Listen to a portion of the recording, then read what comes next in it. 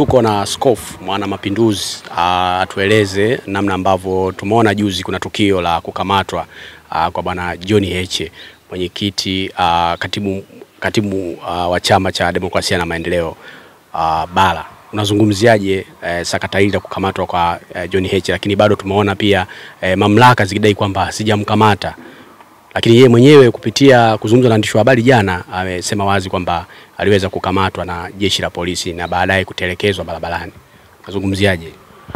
Tukio la John Heche kukamatwa juzi ilikuwa ni mwendelezo wa matukio mengi yanayofanyika katika taifa letu hili, kuonea wapinzani na kuonea watu ambao wanaweza kusaidia wananchi kudai haki zao, kwa sababu wanaonyimwa haki ni wananchi wenyewe. Kwa hiyo wanatokea watu wachache wenye uwezo kuwatetea na kuwapigania au kuwapa elimu namna ya kudai haki zao, wanakuwa wanakamatwa sana.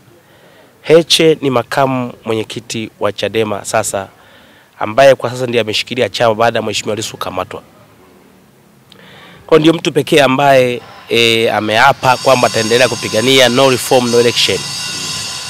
Kamatwa kwa Lissu actually ilikuwa ni kuzima hiyo movement ya no reform no election. Asa kama kishindo kuizima kwa njia ya kumkamata Lissu, akamwona Heche anaendelea kwenda mbele, wanaona bado nguvu mbona inakuwa kubwa zaidi kuliko hata ile waliokuwa nayo Lissu. Kwa hiyo kinachofuata ni kujaribu kuanza sasa kuwatisha kwamba wakamata. Kilitokea juzi Kariakoni kwamba Chadema waliandika barua yao vizuri na kuambia kwamba watafanya mkutano wao. Polisi hakuwajibu. Siku 6 kabla hakuwajibu. Na kutojibiwa barua haina shida, kwa sababu polisi wanatakiwa wapewe taarifa kwa mujibu wa sheria zetu. Sio lazima wajibu. Isipokuwa tu kama wamepeleka barua, wameweka dispatch, wanakaa kwa wamepokelewa, wanaweza kuendelea na shughuli zao. Jambo la kutisha ni kwamba sikio wanaletea barua hapo hapo kwamba tumezuia mkutano hapo hapo. Kumbuka maandalizi lazima yafanyike, vyombo na matangazo yafanyike, walikuwa kimya. Wanakuja pale wanasema tunatoa mkutano. Wakawakamata tena katika mazingira yale ya kihuni. Wakawapeleka kituo cha polisi, wakambeba, wakatembea naye uzunguka kila kona, kila sehemu, kila kona. Baadaye wakamwacha njiani tu barabarani, katika mazingira ambayo hata kama ingetokea mtu mwingine mbaya akamteka Heche njiani, mngesema nini? Mngesema kwamba mlikuwa naye. Mnaogopa nini kumpeleka mtu kituo cha polisi na kumwandikisha pale mapokezi kwamba mmempokea? Akatoka Mlilo anasema kwamba hawajampokea. Bado Chalamila anasema wanaye. Mazingira hayo ni mazingira ambayo kusema kweli hatuko salama sana. Na mimi ni wasihi katika mazingira haya, nadhani tuende polepole kama Watanzania. Nchi yetu ni nchi ya upendo, imejenga Mwalimu Nyerere. Hatujawahi kuwa na ubaguzi na visasi vya namna hiyo. Chuki imetoka wapi? Vyama vya siasa tulivisajili wenyewe. Mwaka 92, 93, chaguzi wa kwanza 95. Na mambo yaliendelea kwenda vizuri wakati Nyerere akiwa hai. Hatukupata tofauti. Mambo badilika mwaka 2020 baada ya Magufuli kuingia madarakani tu. 2015. 20 ndo mambo yakabadilika kama gumu zaidi hapo, mambo chaguzi ikawa ni vurugu, ikawa ni vita. Kwanza 19 nadhani. Hasa kama walisajili vyama vingi vya siasa kwa maana kuleta hoja shindani, basi tuendelee. Kama wamefuta mpango kama waliofuta mwaka 65, vyama vya siasa vilikuwa pia huko nyuma. Mwamiane vifuta mwaka 65 vifuta. Takabadilisha katiba kabisa. Basi sasa hivi wafute pia, kwa sababu haitakuwa mara ya kwanza vyama vya siasa kufutwa. Kwa hiyo kudai kwamba vyama vya siasa vya upinzani matokeo yake mnakamata viongozi hao. Je, hivi vyama vya siasa imekuwa ni vya kuombea msaada kwamba demokrasia ipo ili tupewe msaada na wazungu na watu wa magharibi? Haiwezi kuwa hivyo. Sisi kama maaskofu na watumishi wa Mungu wa kweli tunachukia sana kwa mambo katika taifa letu hili. Hao na wakamata wana watoto, wana wajukuu, wana baba zao, wana mashangazi zao, wanawajengea picha gani? Ni kisasi hiki. Kwa hiyo kwa Heche kwa hiyo ilikuwa jambo jema. Ilikuwa ni kama maigizo fulani ambayo ni kama kuatisha. Lakini ukiuza mpaka nimekatia kwa kosa lipi hawaelezi. Lakini wale wazuia mkutano ufanye. Mikutano inayofuata kwa mbele itakuwa na sura gani saa nyingine? katika mazingira mkutano huu ulizoea kikihuni. Tulizuiliwa mkutano mwingine kule Mbalali. Wakasema Mbalali bwana imechelewa kupeleka barua. Sawa. Kule wapi Kyela bwana mmepeleka barua ndani ya masaa 48 ambayo yatakiwa nje ya masaa 48 ambayo yatakiwa mtoe taarifa ndani ya masaa 48. Tukasema sawa. Hii ya Kariakoo ilikuwa zaidi ya masaa 48. Sababu nini? Hauna sababu. Kwa naamua tumfanye hapa au msifanye hivi. Haiwezi kuwa nchi ambayo ifuate utaratibu wa sheria.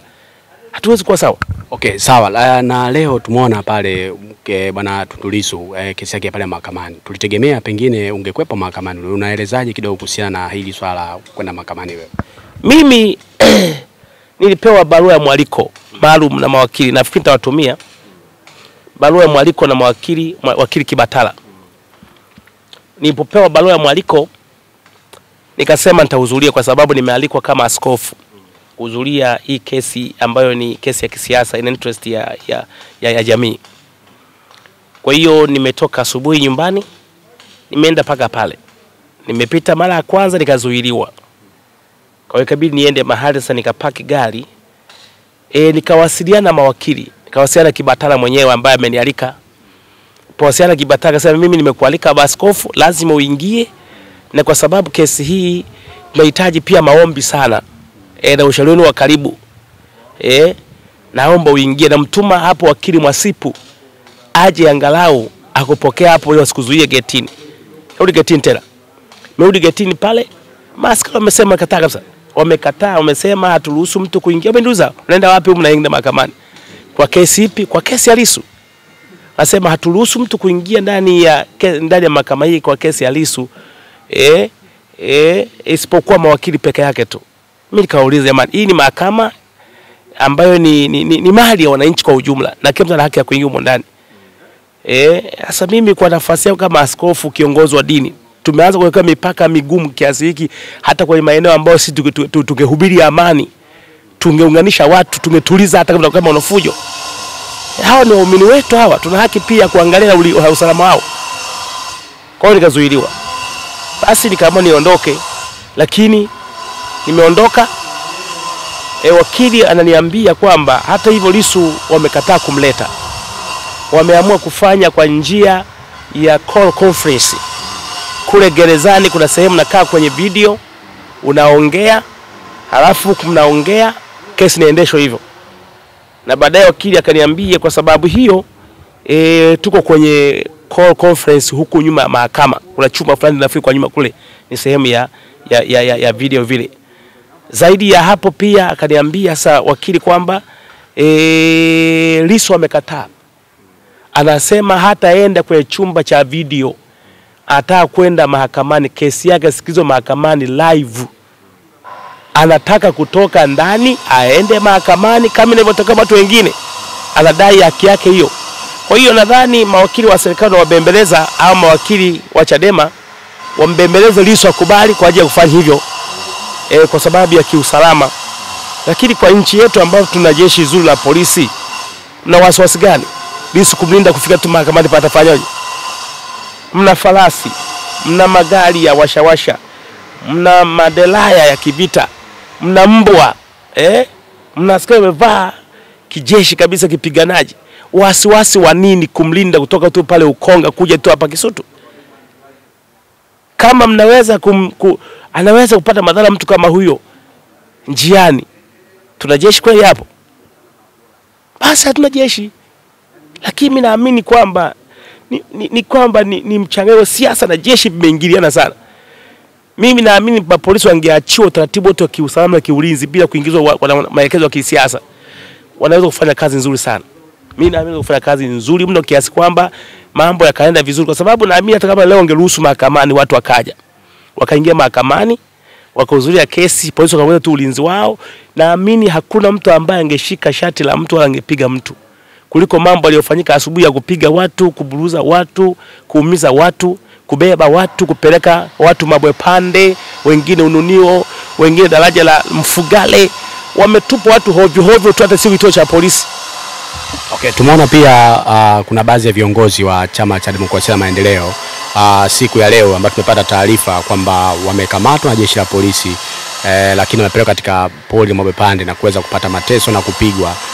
Na tumeona hapa, tupo hapa makao makuu ya Chadema, baadhi ya wanakiwa wanaingia hapa wakiwa wameumia. Sasa unazungumziaje tukio hilo la jeshi la polisi kuweza kuwakamata viongozi wao wa chama cha Demokrasia na Maendeleo? Hii ni mwendelezo wa kuwatisha watu, kuumiza watu kihuni tu. Kuanzia makamu aliyebaki, alafu makamu mwenyekiti Zanzibar, makamu naibu katibu mkuu Zanzibar, katibu mkuu na wengine wamekamatwa, akina Pambalu.